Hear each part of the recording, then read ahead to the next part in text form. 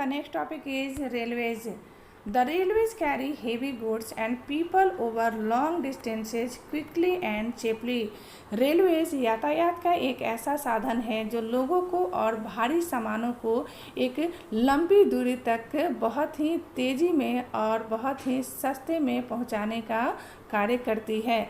The invention of the steam engine and the industrial revolution helped in speedy development of rail transport. और steam engine के आविष्कार तथा औद्योगिक क्रांति ने रेलवे के विकास में बहुत ही सहायता की. Diesel and electric engines have largely replaced the steam engines. और जब डीजल और स्टीम इंजन का विकास हुआ तब स्टीम इंजन के प्लेस पे इन इंजन्स का इस्तेमाल किया जाने लगा.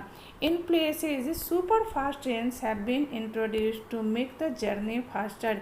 यातायात को और तीव्र बनाने के लिए सुपर फास्ट ट्रेन्स को लाए गए. The railway network is well developed over the plains areas.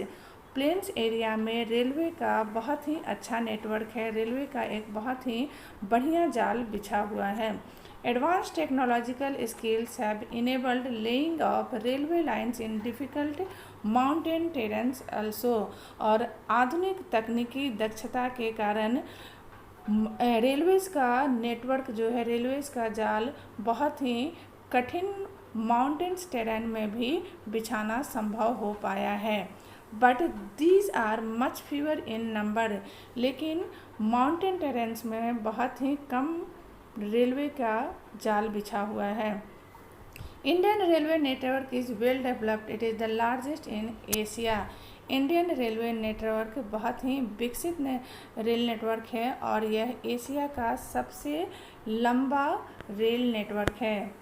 So here we can see that the trans Siberian railways is the longest railway system. Trans Siberian railway जो है वो सबसे लंबा railway system है. Connecting Saint Petersburg in western Russia to Vladivostok on the Pacific coast. जो कि connect करती है वेस्टर्न एशिया के सेंट पीटर्सबर्ग से व्लादिवोस्तोक पैसिफिक कोस्ट तक. इस मैप में हम देख सकते हैं कि यह वेस्ट रसिया के सेंट पीटर्सबर्ग से होते हुए ये आ रही है पैसिफिक ओशन के व्लादिवोस्तोक तक, पैसिफिक कोस्ट के व्लादिवोस्तोक तक. So the next is the waterways. Since early days, waterways were used for transportation.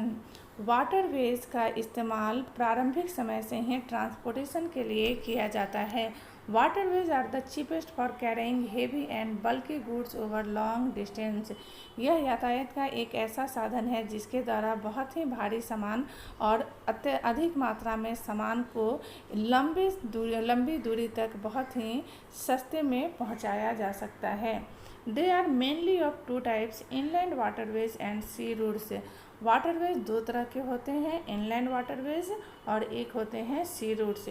Navigable rivers and lakes are used as inland waterways. जब रिवर्स नदियों का और लेक्स का इस्तेमाल ट्रांसपोर्टेशन के लिए किया जाता है तो इसे इनलैंड वाटरवेज कहते हैं. Here it is mention navigable rivers and lakes. Navigable rivers और लेक्स का मतलब होता है जब रिवर्स और लेक्स इतनी डीप और वाइड होती हैं कि वो वहाँ से सीप आ जा सके आसानी से, तो इसे नेविगेबल रिवर्स एंड लेक्स कहते हैं.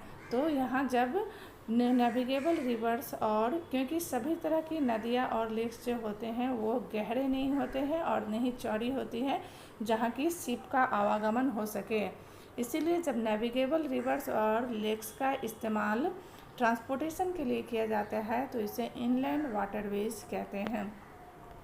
Some of the important inland waterways are the Ganga Brahmaputra river system, the great lakes in North America and the river Nile in Africa.